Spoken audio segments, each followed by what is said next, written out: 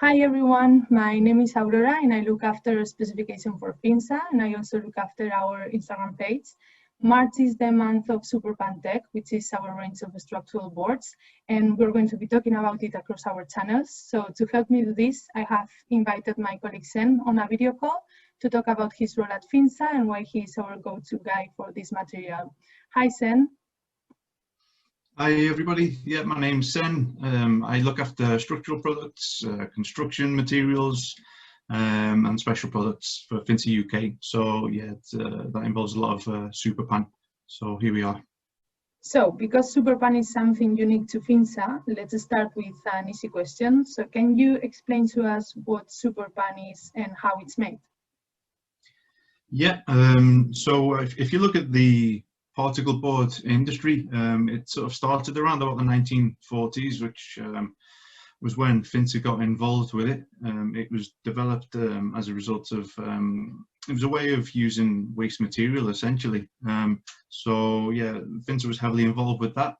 This evolved into MDF, which is a more refined version of a particle board, which again FINSA was at the forefront of.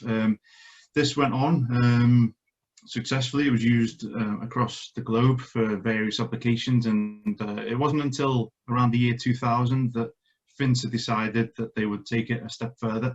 So there hadn't really been any major developments in the industry, and then yeah, FINSA came up with the concept of superPan, which is essentially a combination of the two boards of chipboard and MDF. So taking the best parts of both of those boards, it's 5 layers. You've got large particle like you would find in a conventional chipboard.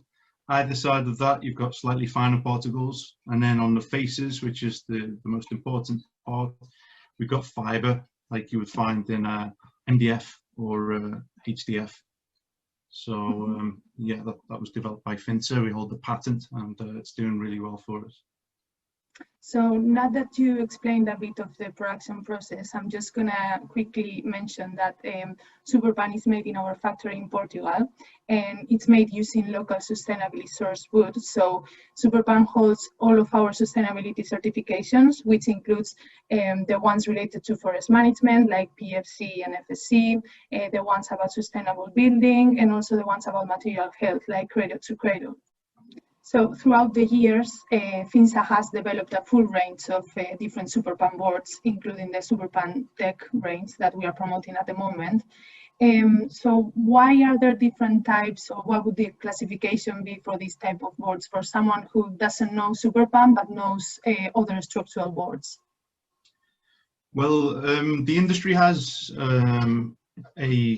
an industry-wide classification system, which is the P system, P for particle. It runs generally from sort of P1 up to upwards. The board that we start off with is P2. So P2 is a grade that would be for general purpose, for use in furniture, non-structural applications, and in a dry environment. This also then steps up to P3. P3 is the same basically, but then it's with the addition of moisture resistance. P4 would be structural, load bearing, and then it alternates to moisture resistant, non-moisture resistant, and the higher you go, the higher the strength. So we go up to we've got P5, which is this one I've got actually in my hand here. That's the structural moisture resistant board, which we would use for timber framing, for floors, walls, ceilings, that kind of thing. And then we've got the P6, which is for high load bearing. We use that most frequently in mezzanine flooring, where there's a lot of load being transferred across the floor. Mm-hmm. So that's pretty much the full range. So we go from P2 up to P6. Okay, so P4, P5, and P6 would be the structural superPan boards that we have. And can you tell us about some more specific options if someone is looking for something more bespoke in these products? Can you tell us about that? Yeah, we've got a whole different range of all sorts of boards. It's always a good idea to run things by us just to see if we have different options for you, because there is quite a lot that we can do. Just as an example, we can do a P5, which is the structural board. We can put a veneer on it. We've got a huge range of veneers. We can melamine it. It's paintable, fire retardant version. We can do different sanding finishes. So this particular one is sanded with a 40 grit. So that gives it a rough surface, which means if you're using it on floors, it's much grippier than if you have a very smooth MDF surface. So yeah, there's a whole list of different versions. We can do different formats, large format boards, tongue and groove, you name it, we can probably do it. Mm-hmm.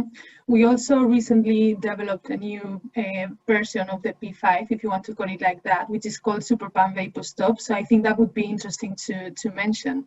Yeah, this is one that we've been producing now for around about, I don't know, just over a year. So yeah, we started off with the P5, which is the kind of go-to structural board, but we added a vapor control layer. So we've got a membrane on either face. In fact, I've got a sample here. It doesn't look much different on the camera, I'm sure. It's just a bit shinier. So yeah, this is, again, it's a structural board, but it has the benefit of the integrated vapor control layer, which means if you would normally be including a separate membrane, you no longer need to do that. All that you need to do is tape any joints to give it both air tightness and to have that vapor control barrier. So yeah, that's another thing to mention about both the P5, the standard P5, and the Vaporstop, is that they are certified airtight by the Passivhaus Institute, which is a nice benefit. It's quite surprising when you see how much air will actually pass through OSB. So yeah, this is an airtight board. So who would be generally typical customer for superPan? Who uses superPan, and what are the main applications that we see for these boards, for the P4, P5, and P6? Well, the P4 tends to go to flooring manufacturers. This would go into offices, access flooring, technical flooring, that kind of thing. And it can also be used in mezzanines because the superPan has got quite a bit of extra strength compared to a conventional chipboard. In many cases, it's up to the standard of an industrial mezzanine floor. The P5, we're working with lots of different timber framers, modular offsite manufacturers. One thing to mention is there's a lot of guys who are taking it who would normally use an 18mm chipboard in the flooring, and they're now using 15mm superPan because it has the same sort of strength, and that obviously gives them a cost saving. It's much easier to handle and various other things. The Vaporstop again is a similar application, but it's more popular with the guys who are looking for Passivhaus standard, and yeah, just looking for that extra level of air tightness and vapor control. The P6 pretty much exclusively goes into mezzanine flooring, so yeah, industrial warehousing where people are looking to expand, add an extra floor and increase the floor space. So yeah, that's the P6. So if someone was to compare superPan to the other conventional materials like MDF, chipboard, or OSB, what would the main advantages be? Well, it's kind of an optimized board, basically taking the advantages of chipboard and MDF and sort of putting them into one board. So there's quite a few benefits in doing that. The main one to point out is the strength. It's considerably stronger than a conventional chipboard.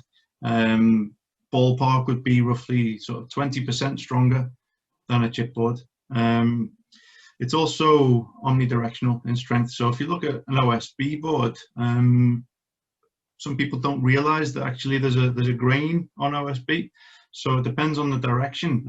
It can be very strong along the length of the board, but if you go across the board, it's actually about half the strength. So that's not the case with superPan. Whichever direction you cut it in or lay it in, it has the same amount of strength. Stiffness as well, it's an extremely stiff board. Because it's got the high density on those faces, it's got high impact resistance. The surface also means it's paintable. It's a nice smooth MDF finish, so you can paint it. Another, actually quite an important one, is that it's certified airtight. The Passivhaus Institute have certified it as airtight. So for Passivhaus level construction, yeah, it's really suitable. And you'd be surprised how much air will actually get through an OSB and even a chipboard. But yeah, thanks to the high density on the faces, we've got air tightness. Okay, so I think that covers most of the questions we had. So thank you, Sen, for taking the time today to explain all this to our followers, because I'm sure that they will find it really, really helpful. If you would like a sample, you can click the link in our Instagram bio and click and request it. And please just get in touch with us if you would like to arrange a video call with Sen to discuss a project or an idea. And that's all from us. So thank you so much for watching.